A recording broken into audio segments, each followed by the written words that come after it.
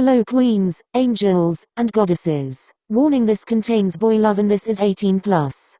And if you don't like it then please get off my channel. Water pistol. Grinning face with cowboy hat. Kageyama Tobio is only 13 years old when he lost his mama and his papa in a car accident. Kageyama Tobio is only 13 years old when he lost his big sis who takes her own life. Kageyama Tobio is only 13 years old when he almost lost everything. Losing his family hurts him more than he'd imagine, but it's okay, he still has his grandpa, he still have Kunimi and Kandaichi, he still can play volleyball. Kageyama Tobio is only 14 years old when he lost his grandpa without a final goodbye. Kageyama Tobio is only 14 years old when he is close to losing everything he loves. Kageyama Tobio is only 14 years old when he has to live in a lonely house alone without company, not even a pet. Losing his last family makes him unable to fight the demons that have been living quietly inside his head, slowly trying to devour his last sense of sanity. He's been trying so hard to fight and keep fighting, just like Grandpa said. But now Grandpa's not here anymore, he doesn't know what to do. He has lost the only person who can stop him when he goes too far. He knows he's fucked up his friendship with everyone at school, even in his team. He has lost Kandaichi and Kunimi, the ones who once lent him their shoulders to rest, to feel safe. Protected from the cruel world. I'm sorry, Oji-chan. He went into the showers, wanting to cool down the emotions building up inside. Wants to take a cold shower to feel something that could ground him. To have an easier time healing the scars. 1 line. 2 lines. 3 lines become 10. 10 lines become countless. Countless and erratic. And then repeat on the other side. His heart beats unsteady. Why? What did I do wrong? Did God hate me that much? Why? Why? Why? A choked sob escaped his mouth as he slid down the wall with his hands bruised from hitting the hard marble repeatedly. Why? A hopeless plead for an answer that will not be given. But then he remembers something. There's a practice match tomorrow, the last volleyball practice match between Kitagawa Daiichi and another school that he forgot the name of, and maybe the last time he would ever play on a court. I'll just wear hand socks. Sleeping is hard these days, he doesn't know why, but he had done some research. Sleep paralysis is apparently what has been bothering him these past few months. He remembered getting scolded by the coach because his toss was all over the place that day. Too low, too high, too long, too short, and even missed. He also had gotten irritated easily. He really didn't mean to snap at his team. He just wants the team to be better and win the game, but he's losing his energy from lack of sleep. He didn't expect to hire his voice. He had gotten a travel pillow to put on his neck when he's sleeping since he felt like something's choking him at night. You could imagine how scared he was the first time he experienced something like that. He cried and didn't sleep almost all night long. Usually, he could chat with Kandaichi or Kunimi, but now, living in a world where you have no one is unfair, playing in a court where no one will hit your tosses is painful, losing everything one by one is hard. He remembers what Oji-chan once told him. Tobio, remember, if you have done something wrong, always be the first to apologize no matter who the person is. You could never tell when it's too late to say those words. Never give up. Kageyama is only 14 when he's barely have anything left in this world. Full stop. Full stop. Full stop. This is it, the last toss. The score is 24-22, only 1 more point. Kageyama put his all into the toss, making sure it will reach exactly where it need to be, in front of Kandaichi's palm. It's like saying goodbye. Kandaichi. Thud thud thud thud. Kageyama's heart drop. Why didn't he spike it? PRRTTT. The whistle. Huh? Number 2? Me. They're changing me? Kunimi is waiting for Kageyama, who hangs his head low to exchange place with him. The little smirk on his face disappears when he saw something glistening in Kageyama's eyes. Did we go too far? It was all planned. They planned to get to the match point and losing purposely just to change Kageyama's place with someone else, and that someone else is Kunimi. Full stop. Full stop. Full stop. 25-23. Kitagawa Daiichi won. The last match of the year has ended. Kandaichi, Kunimi. Both boys stop for a moment and turn their heads back before the other members pull them away, leaving Kageyama alone. I'm sorry. It came out like a broken whisper. His chest hurts, his lung burns, his eyes sting, his stomach churning. He feels lightheaded. He wants to go home. He wants to sleep in his bed, he wants to order some food, he wants to feel better, forget all the pain and just forget about everything. He walks alone, heading to his home. He saw a boy walking to get across the road and the boy doesn't seem to notice the vehicle coming his way. Kageyama is only 14 when he lost everything. Full stop. Full stop. Full stop. Full stop. Full stop. Kageyama is 15 when he enters Aobajose High. He actually wanted to enroll into Shiratorizawa or Karasuno at the very least, but his grandpa had enlisted his name into Seijo first without his knowledge. And now here he is, 1 month into high school and no one had recognized him from middle school. With hair grown longer, voice changed a bit, and his eyes. His eyes are black, not ocean blue like it used to be. He's also wearing black gloves. He's now in class 4, at least he's not dead last. After the accident 2 months prior, he has done nothing but staying at home, and what more can he do other than study? Some guys and girls had tried to befriend him at first, but when they realized that he had no intentions of hanging around with them, they decided to leave him alone. It's not a really big deal actually, he's used to it by now. Full stop. Full stop. Full stop. Kindaichi is confused. He had seen on a board that almost all Kitagawa Daiichi alumni enrolled into Seijo, and he also saw his, Kunami and Kageyama's name there.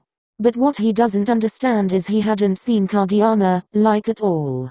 He asked Kunami, Kunami asked Watari, Watari asked Yahaba, and finally, Yahaba asked Oikawa senpai, and the whole team is confused. But it doesn't make any sense. If he's here then surely we would have seen him somewhere in the school, and wouldn't he try to get into the team? Asked Oikawa. To be honest, he did felt bad about what he did back in middle school, he did go a bit overboard, but don't blame him. He's just a normal hormonal teenager reaching his angsty puberty stage. He does want Tobio to be on his team. Maybe this Kageyama doesn't play volleyball anymore? Say Yahaba. Impossible. Volleyball is his blood, he literally hangs onto it like it's his lifeline. Kindaichi said, heart beating loudly. People can change, maybe he's not interested anymore, said Hanamaki. I don't believe it. Kunami still got mixed feelings about Kageyama. He did feel bad about what he did last year, but Kageyama deserved it. He can't just quit it. Kindaichi couldn't believe it. Kageyama is supposed to play. Kindaichi's supposed to beat him in matches. This is not what he expected at all. This is not supposed to happen. Oikawa doesn't want to believe his cute, precious, hard-working, big-eyed Kouhei who loves volleyball with all his heart will willingly give up playing. Iwaizumi couldn't believe it either. The boy who follows Oikawa like a little duckling, asking to be taught how to serve, would quit easily. Full stop. Full stop. Full stop. It was Friday, which means no practice, but then Oikawa literally said psych to the whole team and asked them to have extra practice hours, and Kunami would love nothing more but to strangle his lovely senpai for stealing his sleeping time. He met Kindaichi with the others at the gate and proceeds to go to the gym, but when Iwaizumi tried to open the door, he found that it isn't locked and there's someone inside. Oh, who's that, Iwaizumi? Ah, that's the guy we told you guys before, Kindaichi. The guy who looks like Tobio-chan, Oikawa. Look, he's holding a volleyball, Yahaba. He got a good posture, Matsukawa. He's doing a jump serve, Oikawa. Bam. Whoa, Watari. Yo, that serve is beautiful, Hanamaki. Hey, that kid looks like he's in pain, look at his hand, Iwaizumi. A splint? On both hands at that, Oikawa. Suddenly they heard a sobbing sound, the kid in the gym is crying. What's the point, you idiot? You won't get to play anymore anyway. That voice, Kunami and Kindaichi can recognize that voice anywhere, even if it's slightly different and softer. Kageyama? It was Kindaichi who spoke first, making the boy inside the gym jolted in surprise. His face is painted with fear and confusion before he sprinted away using another entrance. Hey, wait. But it's too late, they lose sight of the boy. Kindaichi, you scared him. Huh? Why would he be scared of me? More importantly, did he injure himself? That's a fucking splint on his hands, for God's sake. Is that why he quit volleyball? Because he's injured? Said Iwaizumi. You've gotta be kidding me. Kindaichi said hesitantly. Full stop. Full stop. Full stop. Kageyama is hiding. From what, you may ask? He's hiding from bullies. All three of them. Why, you may ask again. Well, he accidentally spilled his milk onto a bully and then he brought up his gang. And now he's being chased by three of them. He's running as fast as he could, he's pretty fit himself but those guys are far taller than him and his hands are still not recovered from the accident. He doesn't know where he's heading but what he knows is that he had to get into somewhere where there are people because these damn bullies are getting closer to him. He keeps running, running and running until he bumps into someone who pulls him behind their back and into another's arm, hiding his face. What the fuck, man? Get lost. He could hear frantic footsteps from behind him and a string of curses being thrown. Hey, you okay? Kageyama looked up and his face noticeably pales. Kageyama? Comes out a breathless whisper of a name. Kageyama wants to run but the hands circling his body makes it impossible for him to move, so he keeps his mouth shut. Afraid to speak to his former friend. Oh, Kageyama flinches with panic. Kindaichi marches up to him loudly and yanks his arm from Kunimi and proceed to grip his glove-covered wrists. Stop. Let go. Kindaichi, it hurts. Kageyama is tearing up from Kindaichi's harsh grip on his injured wrists. Kindaichi, who is not expecting such a reaction from him, swiftly lets go of the hands he's been gripping. Kindaichi, you idiot. Whisper shouted Kunimi to Kindaichi and hit his head. Kageyama just noticed that they are on the roof and being a sensible person, he tried to run away. Emphasize, tried. He was ready to run away from the two males until one of them decided to pull his forearm and trap him in an embrace. Kageyama is speechless, so is Kindaichi. Kageyama, don't run too fast. I hate running. Kageyama broke down right there and then in Kunimi's arms and Kindaichi's presence. Both of them sagged on the floor, not minding if it's dirty or not. Meanwhile, Kindaichi is still panicking. Kunimi holds Kageyama, who is crying silently, into his chest for about 5 minutes when the shorter boy finally calms down a little, clinging tightly to the taller's shirt and burying his face. Kageyama, I think Kindaichi has something to ask you. Said Kunimi, looking at Kindaichi, who still doesn't know what to do, sending an "I will kill you if you mess this up" message using his eyes. Mind you, they're not in the middle of the rooftop but at a side, near a wall. Kindaichi kneels down in front of them, using the gentlest voice he can manage, but of course it failed. He's trying to control his anger and confusion at the same time while being in a range of his tyrant ex-teammate. Kageyama, did you really quit volleyball? Kageyama tensed at the question but nonetheless nodded his head, making Kunimi and Kindaichi inhale a sharp breath each. Why? Why did you quit? What was the point of you being a jerk to us when we're still in middle school and forcing us to do better in volley when in the end you quit it yourself? Kageyama, answer me. I'm so RRY. A choked apology escaped from Kageyama's mouth. Mustering all his courage to lift his head from Kunimi's chest and turning around, facing Kindaichi. Why are you apologizing? Because I didn't say it the day I was supposed to. Kageyama stands up, so did the two others. Kunimi watching him closely, making sure he didn't run away from them. I didn't. He's trying to restrain himself from crying again. His chest is hurting so bad, he feels like he's suffocating. I didn't mean to be who you see me in middle school. What do you mean, Kageyama? This is stupid. I should go. As soon as he tried to run away again, Kunimi circles his arm around him, trapping him again from behind this time. Kunimi, let me go. Tell us everything. But we're not letting you go until you tell us everything. Knowing Kunimi never jokes around, he could only swallow his saliva and started talking. How he lost his parents, his sister, and his grandfather. How he's living alone now. What happens at night. And lastly, he told them about what happened at the last match when they were in middle school and why he didn't come to school for the rest of the year. You got into an accident. And that's because we didn't stay with you. No. It's not like that. I mean, it's my fault. Now Kunimi and Kindaichi felt bad, really, really bad. How could they didn't know this? They were supposed to be his friends for God's sake. They didn't even ask him if something is wrong and just jumped to a conclusion.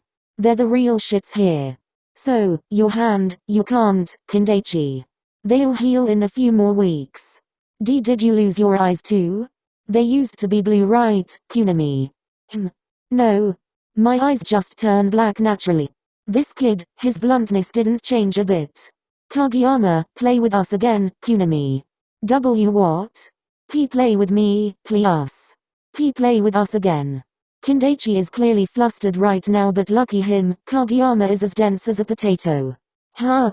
It means we want to start from the beginning again, forget what has happened. But, I make everyone's volleyball day in middle school a hell. Why would you want me to play on the same court again? Those days has passed, right? And you already apologized, so just do it, you idiot. Kunimi just shakes his head and buries his face into Kageyama's neck, inhaling the familiar scent. Well, what do you say, little prince? Little prince? Kindaichi asked. Well, he can't be a king, right? Just look at him. A cute boy like him as a king? Kindaichi gasped dramatically. He did not forget about their little crush on Kageyama when in middle school. Well, what do you say, little prince? This time, it was Kindaichi who asked. Yes. He doesn't know why, but the nickname makes his heart flutter in happiness. Kageyama is 15 when he gets what he thinks he had lost forever. His friends and a chance to play in the court again. Warning: this fanfiction does not belong to me, neither does the fan art. Credits to the original artist and author to the fan art and the fanfiction. Haikyuu does not belong to me either. Well, bye children, smiling face with hearts.